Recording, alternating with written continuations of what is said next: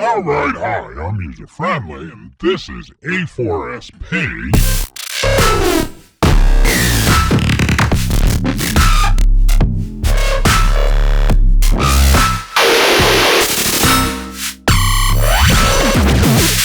And what it is a combination of things. It's actually a bunch of wave samples.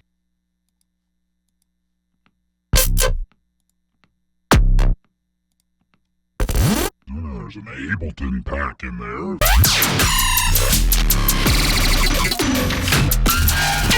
And then on top of that, there's also the sound files and pattern stuff and whatever else came in the project thing with the Analog 4, which is what I use to make the pack. So, this video is going to be mostly about, or probably all about, how the sounds work in the Analog 4, because it's not a very good sound pack. It doesn't just sound good with the sounds that you paid money for, and you're expecting them to just work because that's why you bought them. That's not what this is. So you've made a bad decision if you already bought it. With that in mind. And with that in mind, let's look at the sounds and why they're not very good and what you have to do to, use them. We'll go ahead and load one of the kits. Now, look. Great, it's a kick drum, and then this is a bass thing. That's a snare. See, you can't even hear the hat. That's ridiculous. How do I just delete the whole pattern like that?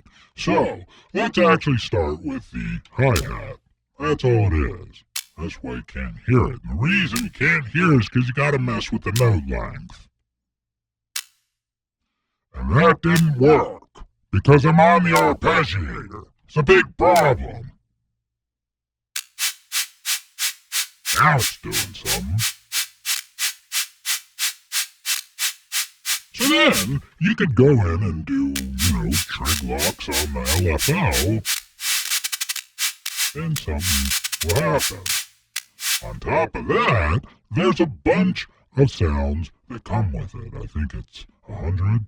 No, it's not even 100, it's 90. That's how long my attention span is. It's 90 long. That's how many sounds I made before I just was over it. So, we could just get a bunch of these other sounds in there, whatever they are. It doesn't really matter, because it's glitch music, so you can do whatever you want, and people will probably like it. Yeah, that's great. Then turn the probability down. Now, there's all these different tracks in there. If you do a live record, let's look at this.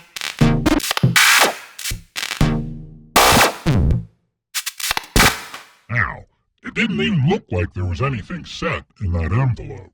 That's fine. You can still do the trig locks, because when it gets to one of the sounds that is using the envelope, then the trig locks will work. Does that make sense? Look, see, that's a different thing altogether. That's a different thing altogether. I didn't trig lock it. Maybe I did trig lock it. No, look, see, that one's different too. It's a wave. I don't know why, but...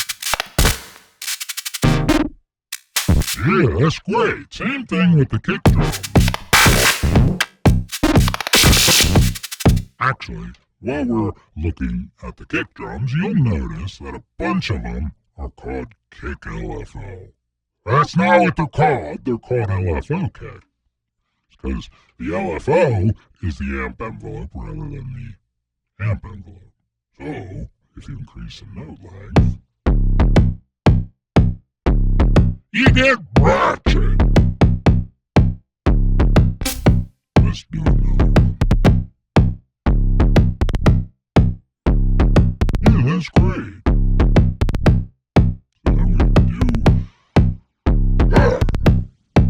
And we can put a bunch of other kicks in here.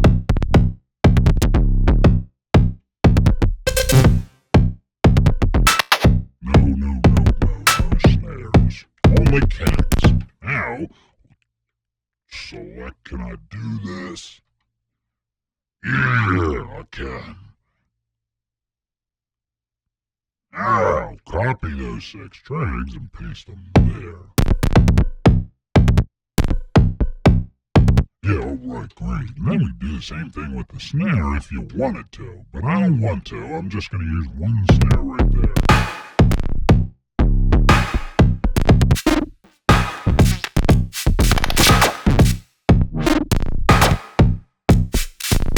And then there's the bass. Same thing. There's a bunch of these sounds in there that won't really do anything.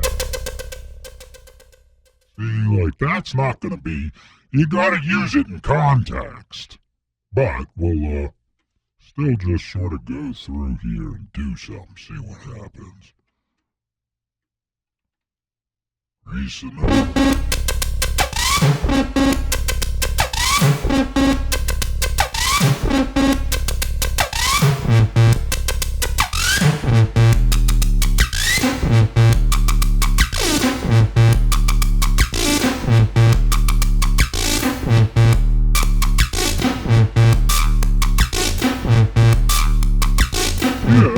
Be cool.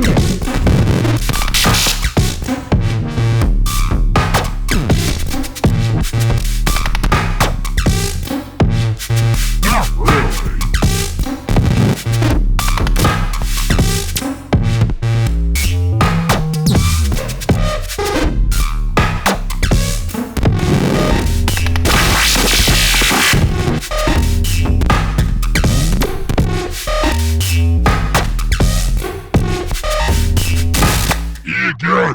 That didn't sound very good. But that's basically how it works. Let's try again. In fact, let's not try again. Go buy it and you try it again. I don't have time for this. Well, goodbye.